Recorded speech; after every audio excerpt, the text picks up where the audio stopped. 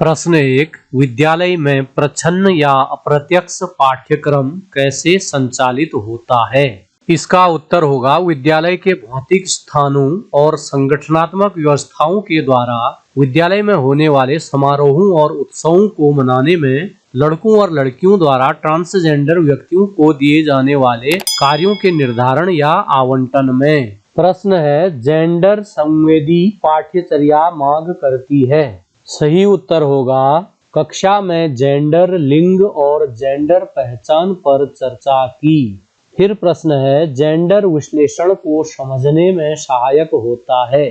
तो रिक्त स्थान में आएगा महिलाओं और पुरुषों के बीच सामाजिक संबंधों में अंतर को। फिर प्रश्न है, पाठ्य पुस्तकों को किस प्रकार अधिक जेंडर समावेशी बनाया जा सकता है? सही उत्तर होगा जेंडर उदासीन भाषा के उपयोग, जेंडर समानता के चित्रों के प्रदर्शन और महिलाओं और ट्रांसजेंडर व्यक्तियों के केस अध्ययनों को सुनिश्चित करके।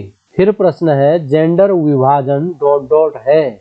सही उत्तर होगा समाज द्वारा पुरुषों, महिलाओं और ट्रांसजेंडर को असमान भूमिकाएं प्रदान करना। प्रश्न है, जेंडर समावेशन का अर्थ है। सही उत्तर होगा सभी जेंडर व्यक्तियों की संसाधनों, अवसरों और सुविधाओं तक पहुंच के संदर्भ में निष्पक्षता और समानता को सुनिश्चित करना और भेदभाव को कम करना। फिर प्रश्न है, अध्यापक किस प्रकार एक संवेदनशील कक्षा परिवेश प्रदान कर सकते हैं? सही उत्तर होगा बच्चों के लिए सुरक्षित स्थान निर्मित करके, उनकी जरूरतों के प्रति आदर दिखाकर, उनकी बात सुनने के लिए उपलब्ध रहकर और उनके अपने पक्षपातों को त्यागने के लिए तैयार रहकर। फिर प्रश्न है, कोई शिक्षक किस प्रकार जेंडर हितैषी कक्षा सुगम बना सकता है? सही उत्तर होगा सभी जेंडर के विद्यार्थियों को बगैर किसी संकोच के बोलने के लिए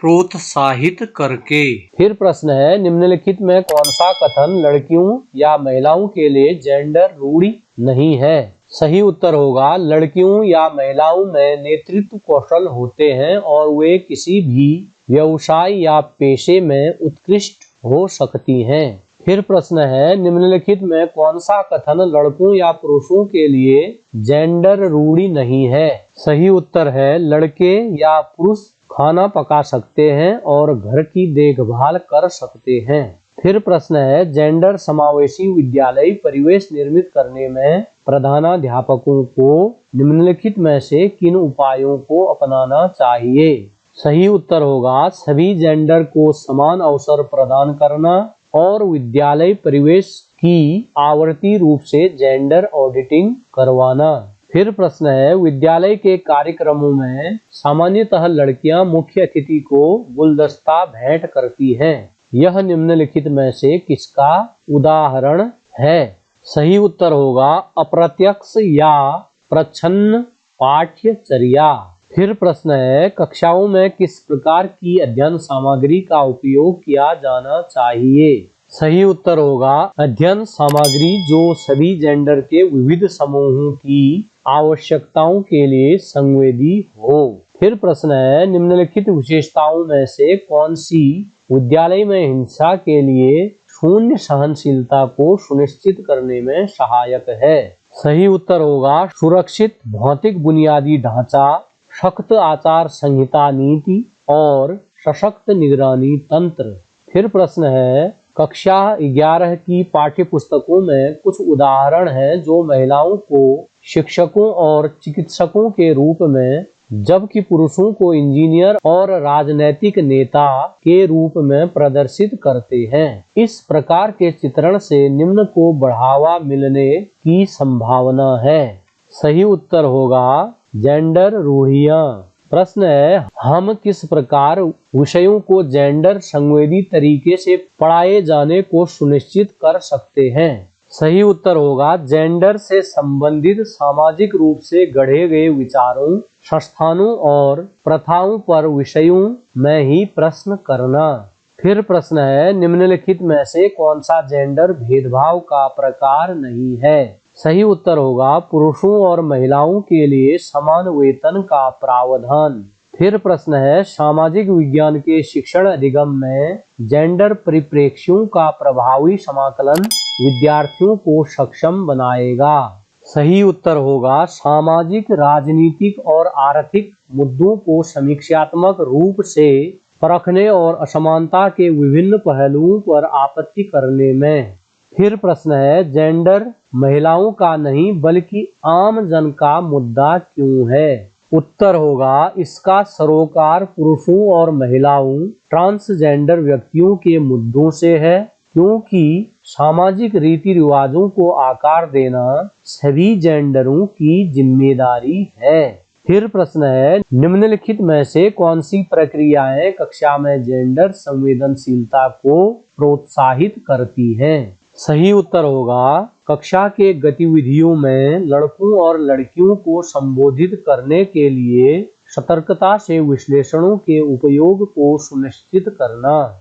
अगला प्रश्न है, जेंडर भूमिकाओं का अर्थ है। सही उत्तर होगा सामाजिक मानकों पर आधारित सीखा हुआ व्यवहार। निम्नलिखित में से कौन सा जेंडर रूढ़ि का उदाहरण नहीं है? सही उत्तर होगा सभी जेंडर के बच्चे कुछ भी करने में सक्षम होते हैं। फिर प्रश्न है, किशोरावस्था जीवन चक्र की एक महत्वपूर्ण और जटिल अवस्था है। निम्नलिखित में से कौन से सोच या व्यवहार किशोरों में उत्कंठा और ग्लानि को दूर करने में सहायक हो सकता है? सही उत्तर होगा उनको स्वतंत्र रूप से व्यक्त करने के लिए सुरक्षित स्थान प्रदान करना और उनकी समस्याओं को धैर्य पूर्वक सुनना। अगला प्रश्न है, निम्नलिखित में से कौन सा वाक्य लड़कियों और ट्रांसजेंडर बच्चों में अधिगम परिवेश में अलगाव की भावनाओं को दूर करने में सहायक हो सकता है?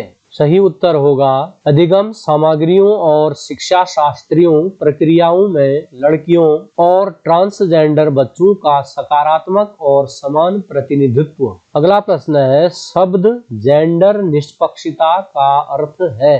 सही उत्तर होगा महिलाओं और पुरुषों के साथ उनकी आवश्यकताओं के अनुसार उचित व्यवहार। फिर प्रश्न है, भारतीय समाज में सामाजिक प्रतिमान और मूल्य ... तंत्र द्वारा नियंत्रित होते हैं। सही उत्तर होगा पितृसत्तात्मकता और मातृसत्तात्मकता।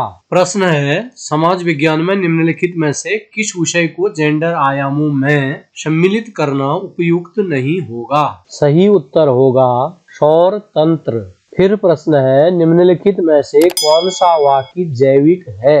सही उत्तर होगा महिलाओं में मासिक चक्र के दौरान अत्यधिक पीड़ा होती है। फिर प्रश्न है, एक जेंडर हितैषी विद्यालय परिवेश वह होता है जहां... सही उत्तर होगा सामाजिक और भौतिक परिवेश में लड़कों, लड़कियों और ट्रांसजेंडर विद्यार्थियों के अनुभवों को समझा जाता है और उनकी आवश्यकताओं को संबोधित किया जाता है या ध्यान दिया जाता है। फिर प्रश्न है, विद्यालय किस प्रकार विद्यार्थियों को मनोवैज्ञानिक सेवाएं या सहायता प्रदान कर सकते हैं? विद्यार्थियों को मार्गदर्शन और परामर्श सेवाएं प्रदान करके। फिर प्रश्न है, निम्नलिखित में कौन सा पहलू विद्यालय परिवेश की जेंडर ऑडिटिंग का भाग नहीं बनाता है? सही उत्तर होगा जेंडर हिंसा और भेदभाव के विरुद्ध शून्य सहनशीलता नीति न होना। प्रश्न है, विद्यालय में निम्नलिखित में से कौन सा गतिविधि जेंडर भेदभाव को नहीं प्रदर्शित करता है? सही उत्तर होगा लड़कों और लड़कियों को मध्याह्न भोजन परोसने की जिम्मेदारी समान रूप से दी जाती है।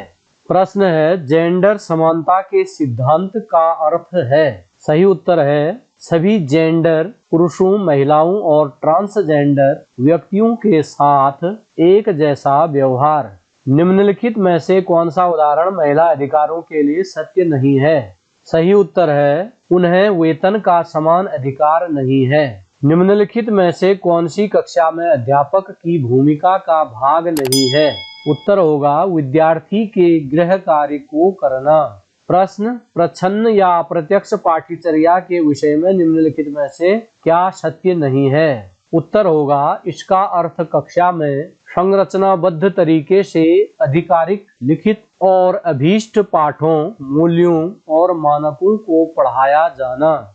प्रश्न है, निम्नलिखित में से किस गतिविधि को पुरुष प्रधान गतिविधि नहीं माना जाता है? उत्तर होगा, विद्यालयों में पढ़ना। प्रश्न है, शब्द जेंडर का अर्थ है? उत्तर होगा, एक सामाजिक संरचना। प्रश्न, जेंडर निष्पक्ष समुदाय विकसित करने के लिए अधिक ध्यान दिया जाना चाहिए। उत्तर, लड़कों, लड़कियों, ट्रांसजेंडर बच्चों और माता पिता समेत पूरे समुदाय। प्रश्न है, निम्नलिखित में से किसे प्रजातंत्र के लिए चुनौती नहीं माना जा सकता है? उत्तर होगा, पर्यावरणीय निम्नीकरण।